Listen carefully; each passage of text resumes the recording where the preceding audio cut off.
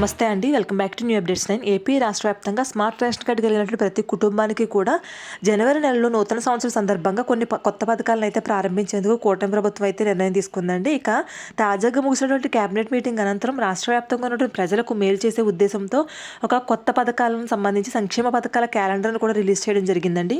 రాష్ట్ర వ్యాప్తంగా ఉన్న ప్రతి కుటుంబానికి కూడా మేలు జరిగే విధంగా ఈ సంక్షేమ పథకాలను అమలు చేస్తున్నట్లు ముఖ్యమంత్రి నారా చంద్రబాబు నాయుడు గారు వెల్లడించారు.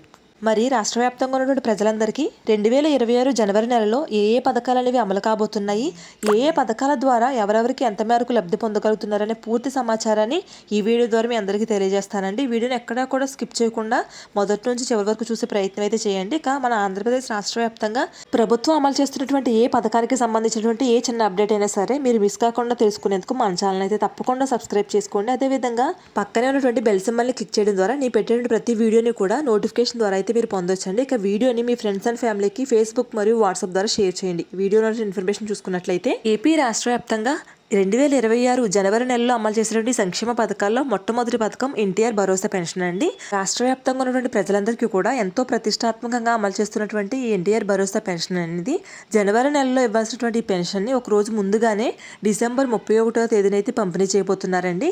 ఇక ఎవరైతే డిసెంబర్ 31వ తేదీన ఈ పెన్షన్ అనేది తీసుకోలేదో వారందరూ కూడా జనవరి 2వ తేదీన అయితే పెన్షన్ తిరిగి తీసుకోవాల్సి ఉంటుందండి.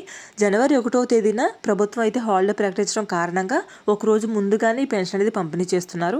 ఇక ఈ పెన్షన్ పంపిణీ కార్యక్రమం అనేది డిసెంబర్ 31 ఉదయం 7 గంటల నుండి ప్రారంభమయ్యి సాయంత్రం 6 గంటల వరకు అయితే పంపిణీ చేయడం జరుగుతుందండి. ఇక యథావిధిగానే గ్రామ వార్డు సచివాలయ సిబ్బంది అయితే మీకు పెన్షన్ అనేది పంపిణీ చేయడం జరుగుతుంది. రాష్ట్ర వ్యాప్తంగా ఉన్నటువంటి ప్రజలందరికీ కూడా ఈ యొక్క పెన్షన్ పంపిణీపై ప్రభుత్వం మరొక గుడ్ న్యూస్ అయితే తీసుకొచ్చిందండి. రాష్ట్ర వ్యాప్తంగా ఉన్నటువంటి ప్రజలందరికీ కూడా కొత్త పెన్షన్లు ప్రారంభించాలని రాష్ట్ర ప్రభుత్వం శుభవార్త అయితే చెప్పింది. ఈ కొత్త పెన్షన్లు వచ్చేసి ఎవరైతే వికలాంగులు ఉంటారో వారందరూ కూడా సదరం సర్టిఫికెట్స్కి స్లాట్స్ అనేవి బుక్ చేసుకుని వారి యొక్క సదరం సర్టిఫికెట్లు అనేవి తీసుకుని వచ్చినట్లయితే గ్రామ వార్డు సచివాలయ సిబ్బంది వద్దకు మీ సదరం సర్టిఫికేట్ తీసుకుని వెళ్ళినట్లయితే కనుక వారు వెరిఫికేషన్ అంతా కూడా పూర్తి చేసి జనవరి నెలలో మీ యొక్క పెన్షన్లకు దరఖాస్తు చేసుకున్నట్లయితే ఫిబ్రవరి 1వ తారీఖు నుంచి మీకు నెలకు 6,000 రూపాయలు చొప్పున వికలాంగుల పెన్షన్ అనేది వర్తిస్తుందండి. ఎవరికైతే సదరం సర్టిఫికేట్లో పర్సెంటేజ్ అయితే తక్కువగా ఉండి పెన్షన్ అనేది ఆగిపోయిందో వారందరూ కూడా తిరిగి ఇప్పుడు వెరిఫికేషన్కి అయితే వెళ్లాల్సి ఉంటుంది. రాష్ట్ర వ్యాప్తంగా ఎవరైతే 50 ఏళ్లకే పెన్షన్ల కోసం ఎదురు చూస్తున్నారో వారందరికీ కూడా ప్రభుత్వం మరొక భారీ గుడ్ న్యూస్ అయితే తీసుకొచ్చిందండి. రాష్ట్ర వ్యాప్తంగా ఎవరైతే పెన్షన్దారులు ఉన్నారో వారి యొక్క వయసు అర్హతను 50 సంవత్సరాలకు తగ్గిస్తూ రాష్ట్ర ప్రభుత్వం అందరికీ కూడా 4,000 రూపాయల పెన్షన్లు దాంతో పాటుగానే 6,000 రూపాయల పెన్షన్లు అయితే పంపిణీ చేయబోతుంది. ప్రస్తుతం 4,000 రూపాయల పెన్షన్ల కోసం అయితే వయసును తగ్గిస్తున్నారు. దీనికి సంబంధించి ముహూర్తం కూడా అయితే ఖరారైందండి. ఈ పథకాన్ని జనవరి నెలలోంచే అమలు చేయబోతున్నారు. జనవరి నెలలో సంక్రాంతి పండుగ కానుకగా ఈ 50 ఏళ్లకే పెన్షన్లు అనేవి మంజూరు చేయబోతున్నారండి. అదేవిధంగా జనవరి 1వ తేదీ నుండి పెన్షన్ పంపిణీతో పాటుగానే మరొక పథకం కూడా అమలవుతుందండి. అదేంటంటే రేషన్ పంపిణీ.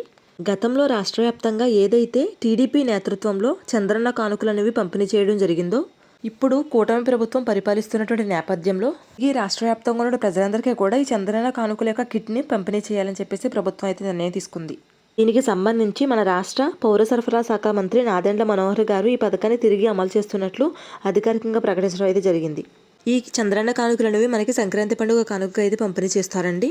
ఇక సంక్రాంతి పండుగ కానుకగా పంపిణీ చేసినటువంటి యొక్క చంద్రన్న కానుక కిట్లో 1 కేజీ బెల్లము, కేజీ గోధుమ పిండి, కేజీ రాగులు, అదేవిధంగా కేజీ పచ్చిశనగపప్పు, పంచదార, కందిపప్పు, 1 కేజీ ఆయిల్ ప్యాకెట్ని అయితే పంపిణీ చేయబోతున్నారండి.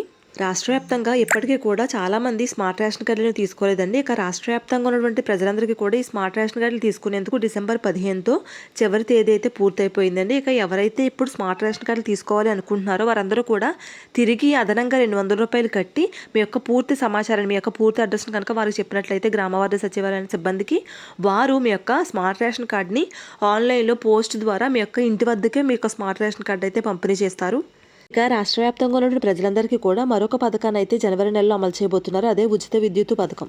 ఏపీ ప్రభుత్వం ఇప్పటికే రాష్ట్ర వ్యాప్తంగా ఉన్నటువంటి ఎస్సీ, ఎస్టీ, చేనేత కార్మికులందరికీ కూడా ఉచిత విద్యుత్ని అయితే ఇస్తూ ఉన్నారండి. ఇక వారికి ఇప్పుడు ప్రభుత్వం మరొక అప్డేట్ అయితే తీసుకురావడం జరిగింది.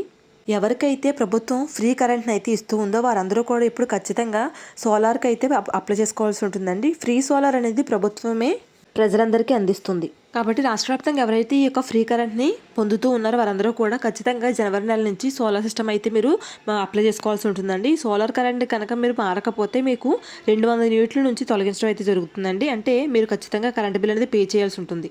కాబట్టి రాష్ట్ర ప్రభుత్వమే మీ ఇంటికి వచ్చి ఉచితంగా ఈ యొక్క సోలార్ సిస్టమ్ని అయితే ఇన్స్టాల్ చేసి వెళ్తారండి. ఈ సోలార్ సిస్టమ్ మీద మనకి 200 యూనిట్ల వరకు కూడా కరెంట్ని అయితే ఉచితంగా పొందవచ్చు. 200 యూనిట్ల కంటే ఎక్కువగా వాడినట్లయితే కనుక మళ్ళీ తిరిగి మీరు కరెంట్ బిల్ అనేది కట్టుకోవాల్సి ఉంటుంది.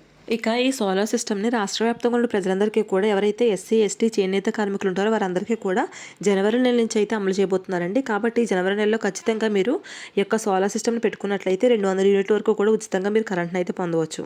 దీంతో పాటు మరొక అప్డేట్ ఏంటంటే రాష్ట్ర వ్యాప్తంగా ఎవరైతే బీసీ కులాలకు చెందినవారు ఉంటారో వారందరికీ కూడా ఈ యొక్క సోలార్ ప్యానల్స్ పెట్టుకునేందుకు ప్రభుత్వం అవకాశం అయితే కల్పించిందండి.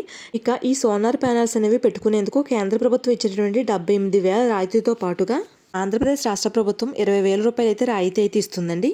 ప్రభుత్వం విడుదల చేసినటువంటి సంక్షేమ పథకాల క్యాలెండర్ ప్రకారం జనవరి నెలలో అమలయ్యేటువంటి మరొక పథకం అన్నదాత సుఖీభవ పథకం. ఈ పథకం ద్వారా రాష్ట్ర వ్యాప్తంగా ఉన్న రైతులందరి ఖాతాల్లోకి జనవరి నెలలో అన్నదాత సుఖీభవ పథకం ద్వారా 3వ విడతగా 4,000 రూపాయలను విడుదల చేయబోతున్నారండి.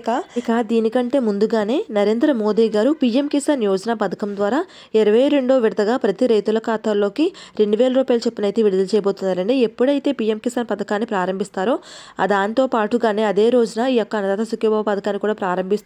కాబట్టి 2026 జనవరి నెలలోనే మొదటిగా పీఎం కిసాన్ పథకం ద్వారా 2,000 రూపాయలను, అదేవిధంగా అన్నదాత సుఖీభవ పథకం ద్వారా రాష్ట్ర వ్యాప్తంగా రైతుల ఖాతాల్లోకి ఒక్కొక్క రైతుకు 4,000 రూపాయలు చొప్పున మొత్తంగా 6,000 రూపాయలను అయితే విడుదల చేయబోతున్నారండి. ఇక రాష్ట్ర వ్యాప్తంగా ఎవరైతే సొంత భూమి లేనటువంటి కౌలు రైతులు, ఎస్సీ ఎస్టీ బీసీ కులాలకు చెందిన వారందరూ కూడా ఈ పథకం ద్వారా మీ యొక్క 6,000 రూపాయలు మీ ఖాతాలోకి జమ కావాలంటే రైతు గుర్తింపు కార్డును అయితే పొంది ఉండాలని చెప్పేసి ప్రభుత్వం అయితే వెల్లడించింది. ఇక రాష్ట్ర వ్యాప్తంగా ఉన్నటువంటి రైతుల ఖాతాలోకి సంక్రాంతి పండుగ కానుకగా జనవరి నెలలో ఈ పథకం ద్వారా డబ్బులను జమ చేయబోతున్నారండి.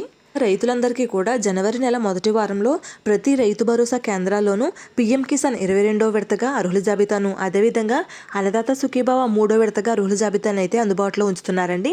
ప్రతి రైతులు కూడా తమ యొక్క అర్హుల జాబితాలో మీ పేరు ఉందా లేదా అని చెక్ చేసుకోవాల్సి ఉంటుందండి. అర్హుల జాబితాలో మీ పేరు ఉన్నట్లయితేనే, అది కూడా 2 అర్హుల జాబితాలో పేరు ఉన్నట్లయితే మాత్రమే ఈ 6,000 రూపాయలని మీ ఖాతాలో జమ అవుతాయని ప్రభుత్వం అయితే వెల్లడించింది. ఇక 2026 జనవరి నెలలో అమలు చేసేటటువంటి మరొక పథకం ఆడబిడ్డంతి పథకం అండి.